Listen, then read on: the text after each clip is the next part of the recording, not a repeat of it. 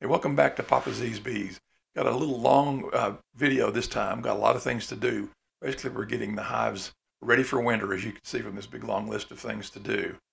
So we start the day before with this, and one of the things we do is we take this bee escape board, which you put under the super, the honey super, and this will let the bees over a 24-hour period do what it says. It escapes, so they'll come down through the hole in the top of the bee escape, down through that little screen, little like triangle area that you see, and then they can't figure out how to get back up. So there's quite a few bees up in there, as there have been ever since we put the honey super back on in the spring. So I'm going to smoke them here a little bit. So, and then, kind of calm the bees down, kind of get as many as I can to move down so we don't have to worry about the bee escape. But here we go. We'll take the hive apart, take the super off, and then again, I'll put the bee escape back on. You can see when I put it on there, we'll put, there's a small hole on the top, and we'll put that in the top. So you got to take the queen excluder off. We're going to switch out the queen excluder anyway. We're going to take it off to make it a little bit easier for the bees to get down through there. So take that off. Some beekeepers will use some little chemical thing they can spray on the bees and make them move down. I didn't really want to use any more chemical kind of things than I had to, so I thought I would try this way. There's a couple of different kinds of bee escapes. I think this is one of the older school types. You can see that hole right in the middle there in the top of that. So that's where the bees will crawl down through and down into the brood frames, our brood box on the bottom. So the following day we'll come back out and we'll do the work we have to do. Apologize for the focus here. We've got a problem with our video equipment, so we're going to have to work that out before we do the next video. I thought we had fixed it, but apparently not. So thank goodness for the Arlo cameras back there, and we'll use them most of the time, but some places we can't because just things are kind of hidden. So we'll take the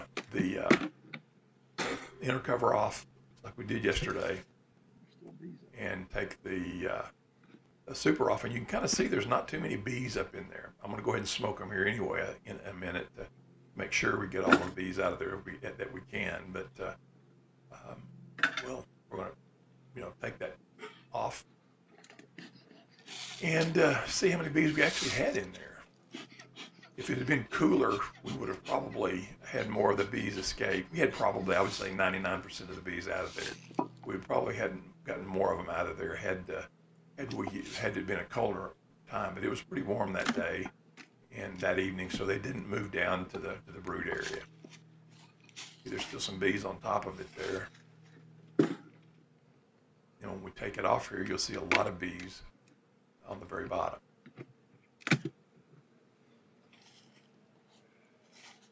I'm just going to lay that escape down there by the entry so the bees can just basically crawl up and kind of watch them as we go through this video. You'll see that they start to kind of accumulate together in one spot. And then by the time we got through, they were pretty much all gone. I left this on through the day though, just to make sure. And now from here, we're going to do just a normal inspection. But one of the things that we're going to do is we're going to do a check for mites, because this is the time of year that you really want to check for mites and start preparing for how you're going to deal with a mite infestation if you have it. So I'm going to take the frames off here.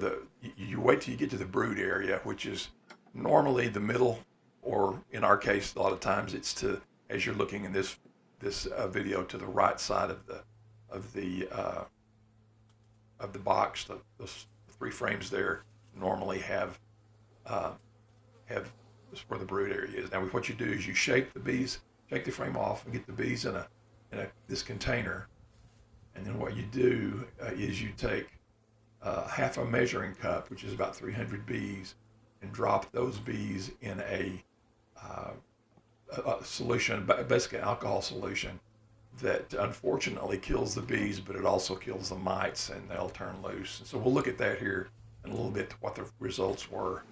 So once you get that done, is you just dump the bees back in the hive. And then, we've already done pretty much the inspection, but one of the things that we're going to do is we're going to take a couple of frames that have bees and brood on it and take pictures of those frames, 4 shots of each side of the frame.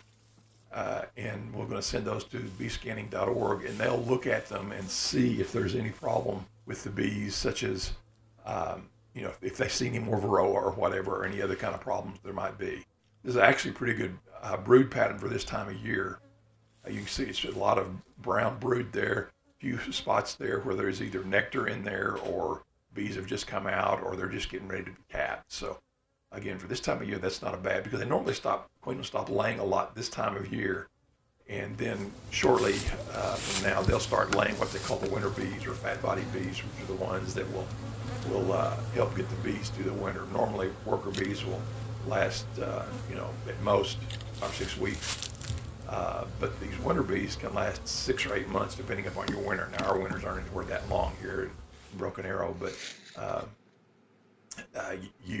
they will lay, and those are the bees that she'll lay here in the fall.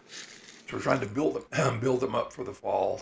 We're gonna put, in addition to putting a new queen excluder on, we're going to try a metal queen excluder with a wooden frame around it, because I don't know if you've noticed in this video and other ones, when we've taken the queen excluder off, there's been an awful lot of, it's really stuck down to the top of the frames, and that sometimes is not the best thing to do. So we're going to try that this year. So we're buttoning the hive back up.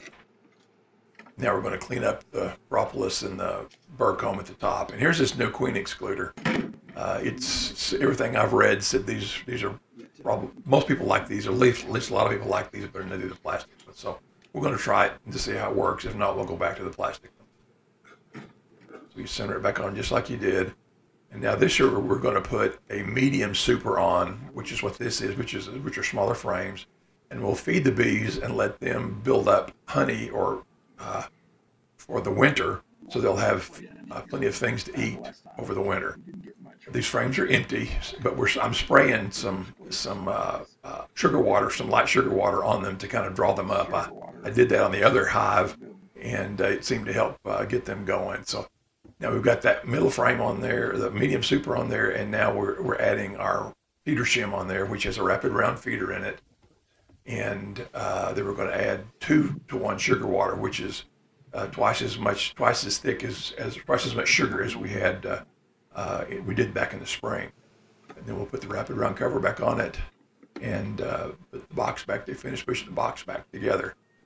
Got to do some more maintenance on the roof here in a little bit. You'll see when it put it on there, it was kind of on there crooked, so I ended up taking it off and adjusting the styrofoam I put in there to kind of help for the heat in the summer and the cold in the winter.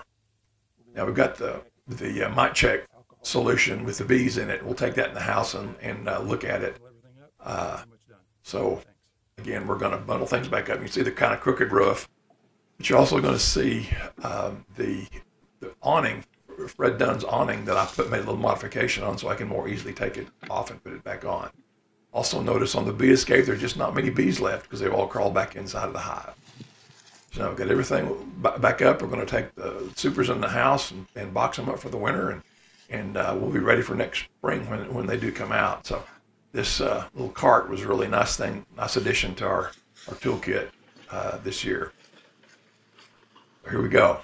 Anyway, so we get back in the house and look at the pictures, and you can see in the picture here, there's 3 or 4 mites per 100, which is about 1%, which is way low. Now for the surprise, we got the frames, the floor frames out, and look, sure enough, there was honey in there. Wasn't expecting it at all. So I thought, well, let's just put the hive back together, or put the super back together and raise it up, and so we can put the old crank to it and open the floor frames up and see how much we get. You know, again, normally we weren't anticipating. In fact, normally you see that first year bees don't normally collect honey because they're too busy building up and getting everything back up, you know, ready from a 5-frame nuke and getting things set up. So we put this thing out here, and sure enough, we come back and we're unloading honey, which is a thrill for us. We were so excited to be able to get any honey out, and so we got the honey drip pulling out of there, and they filled up. Actually, we filled up those 4 jars, and another jar, and then a couple of pints. So we got almost a full gallon of honey, which is about 12 pounds, which is not too bad. We were excited about that. You see that dripping in there, that liquid gold. That's really really neat stuff. We were really proud of it and proud of the bees and happy that we've done this year because it's been a great thing to do. We'll keep letting it flow here and watch a little bit. It was an awful thing, awful nice, awful great thing that we were able to get that honey, and it tastes so good. Nothing like getting honey out of your backyard. The following day, I had one thought. I want to kind of give the bees the opportunity to clean those flow frames out and use that honey that's left over and take it back to their hives. So you moved it quite a ways away from the hives so we wouldn't, get honey robbing or hive robbing to take place. And so we did. So there we go. And they cleaned it up over a day. Thanks for watching. We really appreciate it. Y'all come back.